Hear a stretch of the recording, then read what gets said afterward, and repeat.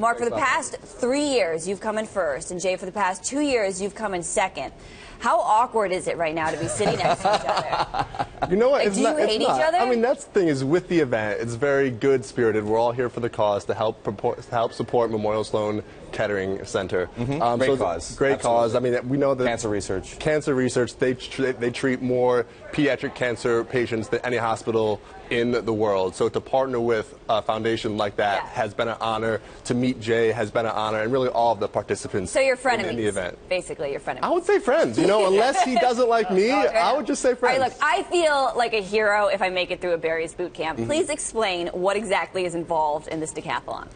I mean, running, jumping, and lifting is just what I'll kind of narrow it down to. So there's 10 events you do back to back to back. So 40-yard dash, 400, 800, bench press, pull-ups and dips, with Jay dominates year after year. So kind of a whole wide array of things.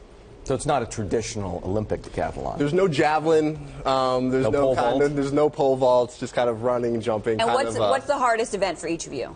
What do you think? The 500-meter row. I think that's the event that everybody hates that More one. so than the 800-meter run? Oh, I think so. Why? Because you guys have just so much muscle, it's hard to sprint? No, I think at the 800 is the last event of the day, and so I think at that point everyone's just really glad to see the finish line in sight and get past that. But the 500, I think, really saps everybody. I have a friend who competes in the decathlon, and maybe this is a little bit of sour grapes, but he says in order to be a contender, you've got to be a super serious athlete who is just an all-around freak. I mean, and I think what he's getting at there is that how do you balance, right, work life and the need to train as hard as you have to train to be competitive in an event like this? I mean, I know for me, the big thing is thinking about the cause and to help out Memorial Sloan Kettering.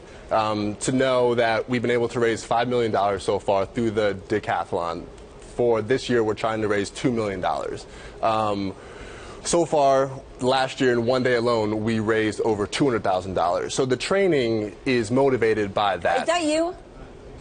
So the training, look at that. yes, exactly. That is me last year. So I mean, but that's part of it, driven by the cause. Is you want to get better. So you're working out like 5-9 days a week. I don't know. Does your boss let you off to train?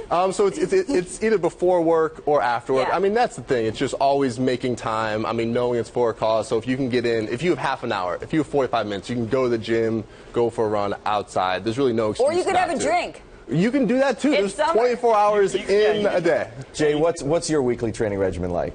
As it pertains to this, and I think Mark touched on it.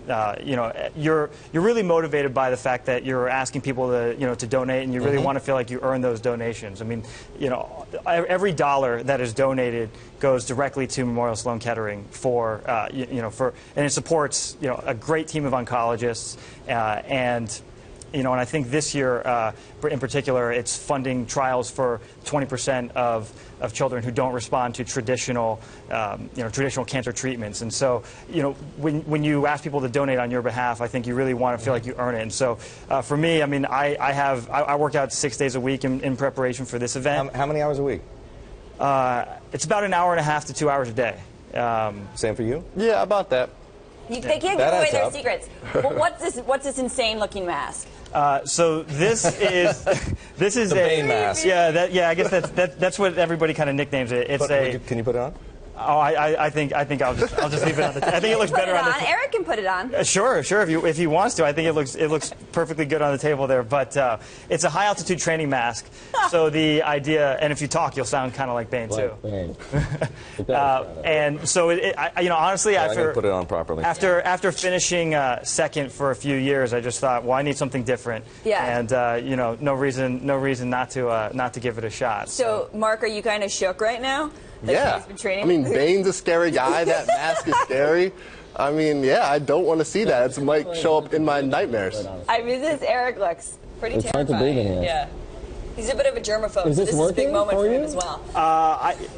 We'll see on Sunday.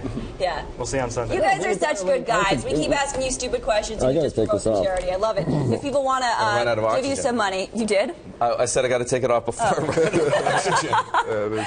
How do people support you guys? Sure. So that's the thing is today we're trying to raise the most money that Decathlon has ever raised in one day. So our goal is $200,000. To donate, it's www.thedecathlon.org. Go there and you can donate to any competitor that you like.